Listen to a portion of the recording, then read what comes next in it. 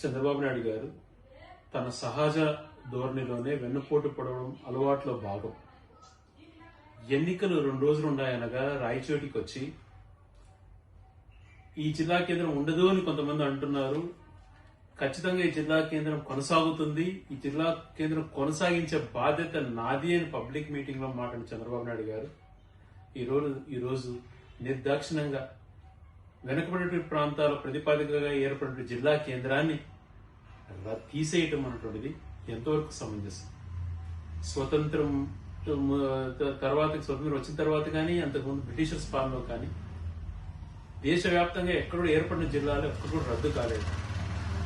కొత్తగా అక్కడక్కడ ఏర్పాటు అయితే వచ్చినాయి కానీ ఏర్పడిన జిల్లా కేంద్రాన్ని రద్దు చేయటం చంద్రబాబు నాయుడు గారు ఒక్కడే, అది కూడా రాయచోటి ప్రాంతం పైన కక్షతో చేసినట్టుగా కనిపిస్తూ ఉంది.